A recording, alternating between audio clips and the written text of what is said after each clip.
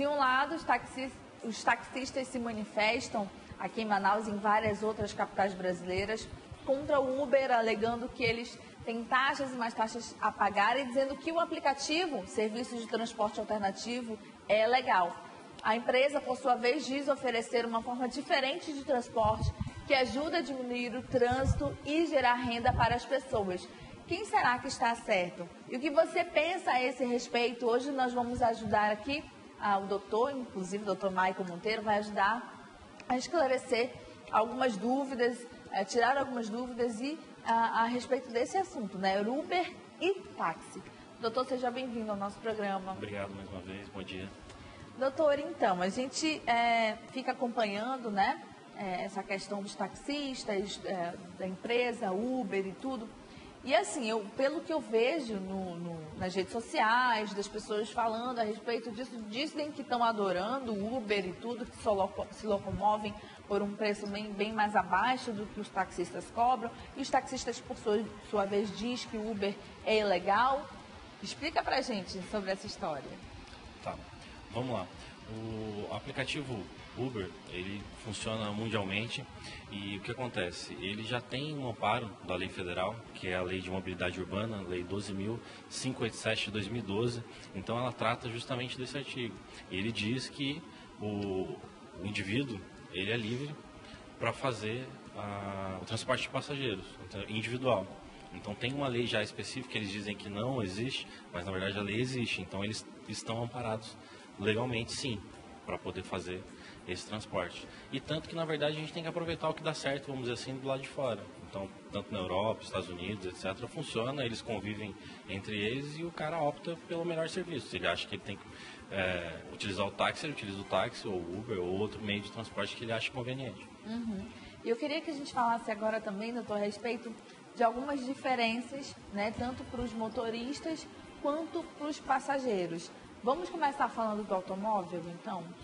Então, aí o que acontece? Tem algumas exigências que o aplicativo Uber faz para que o usuário e quem vai trabalhar, vamos dizer assim, para eles, tenha. Então, tem algumas especificações de automóveis e normalmente eles pedem automóveis novos, né? E tem essa diferença. Teoricamente, ele acaba sendo um serviço melhor até do que o de táxi. Porque o táxi, se a gente for ver, realmente eles têm isenção no pagamento do automóvel e algumas taxas que eles são isentos. Uhum. Além disso, ele tem todo o trajeto já específico para táxi, que ele tem aquela via, na maioria das cidades é assim, então ele tem o livre tráfego, digamos assim. Então tem essa diferenciação também na hora do serviço de táxi. Por isso que eu estou dizendo, o indivíduo, de acordo com a nossa Constituição, ele é livre para escolher o que ele acha que é melhor, é o que é mais conveniente para ele. Pois é, né? O Uber já está espalhado pelo mundo, Europa, como o doutor falou, Brasil também.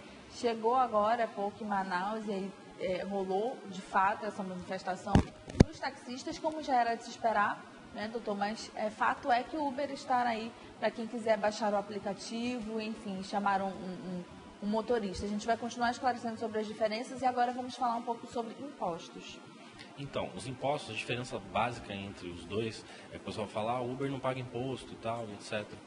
Vamos lá. Quando ele presta o serviço, tanto o usuário quanto quem está prestando o serviço, ele é cadastrado no sistema, certo? Então, na hora de fazer o pagamento, tem o recolhimento do ISS, que é o Imposto sobre o Serviço. Uhum. Normalmente, o imposto do Uber, ele gira em torno de 5%. Então ele já é maior do que os dos taxistas, porque os taxistas eles normalmente é em 2%, quando o município cobra, porque nem todos os municípios do Brasil cobram, alguns eles isentam. Uhum. Então não existe arrecadação. Então essa é uma diferença básica entre os dois na parte de impostos. E além de que o usuário do Uber e quem está prestando serviço pagou os 30% a mais do veículo, ele paga todas as taxas e mais esse ISS, tanto um quanto o outro. Então a arrecadação para o município acaba sendo maior. Então o município ele deveria, na verdade, tentar complementar esse serviço de mobilidade urbana, que já existe uma lei federal, e ele pode complementar a lei aprimorando os serviços ou adequando para que os dois consigam conviver, vamos dizer, bem. Era isso que eu ia lhe perguntar, inclusive, sobre as taxas, né? Então, o Uber também paga as suas taxas. No caso do usuário e quem está prestando serviço, porque quando ele comprou o veículo dele, ele não comprou com isenção de impostos, como o taxista tem ele paga PVA, ele paga tudo, ele paga PVA normal, não tem isenção de nada. Então, na verdade, ele paga mais impostos e o usuário paga um imposto sobre serviço, porque todos os clientes que ele atende, ele passa a informação de quem é o usuário, porque tem um CPF.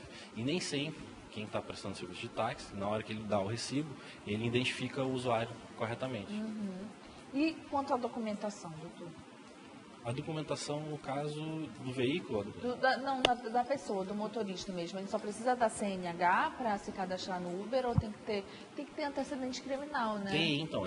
Aí já são critérios da empresa. Então, ele pede todo o antecedente criminal. É como se fosse uma ficha cadastro para que seja validado o cadastro dele para que ele possa fazer a prestação do serviço. Então, esse é o mínimo que ele pede, como se fosse realmente adentrar numa empresa.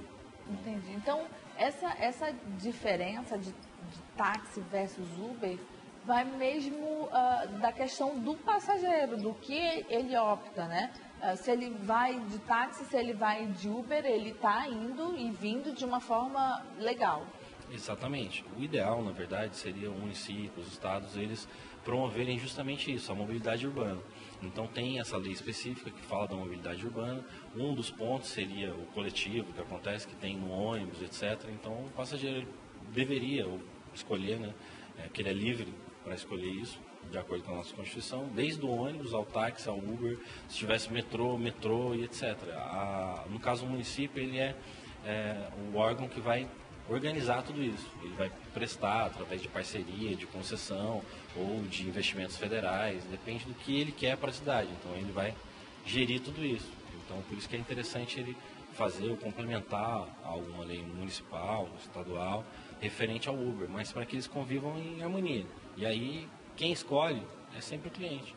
Não adianta o taxista, alguém querer reservar esse mercado para eles, porque tem uma lei específica dos taxistas, mas para complementar e regulamentar a profissão deles, não excluir as outras, até porque não pode, isso é ilegal também pela Constituição. A gente não pode fazer uma reserva de mercado, não pode ser nada contra a lei. Se não tem nada na lei que diz que não pode existir o Uber, ele pode existir. É normal. Entendi. Doutor, muito obrigada, viu? Acho que deu para a gente esclarecer muitas dúvidas a respeito desse assunto. Então fica ao seu critério, telespectador, cliente, passageiro. Tem muita gente deixando o carro em casa e andando de Uber, né, doutor? Já ouviu relatos como esse? Já. Tem até uns relatos contrários também. Teve um pessoal aí que estava, acho, taxistas aprendendo carros, teve umas apreensões aí também. É ilegal em Manaus, já avisando. Então consulte o advogado, procure seus direitos, porque não podem fazer isso, a apreensão. Porque ele não está fazendo nada de ilegal. Só para deixar bem claro. Doutor, e quanto à lei que você falou, me surgiu uma dúvida. Cada cidade tem uma lei diferente referente ao Uber ou é uma lei única? Então, não. O que acontece? Tem uma lei federal, que é essa lei de mobilidade urbana, então ela gere todo o Brasil. O que acontece? Os municípios ou os estados, eles podem complementar essa lei federal. Então, eles não podem ir contrário a ela.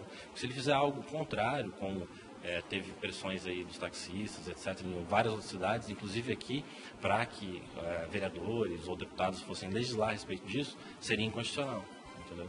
Então não seria possível retirar essa lei federal que já existe para modificar ela só para aquele município. Então ela vai ficar em dissonância com o restante. Então ele pode complementar, como eu disse, melhorar. Tem o serviço de Uber, pode funcionar assim, etc., para eles conviverem todos em harmonia. Entendi. Muito obrigada mais uma vez, doutor Maicon. Que agradeço. Nós vamos seguindo para o intervalo comercial e daqui a pouquinho vamos falar com a doutora Janaína Libório, no nosso quadro Saúde e Beleza, sobre criofrequência. Vem com a gente daqui a pouquinho, tá? Fica aí.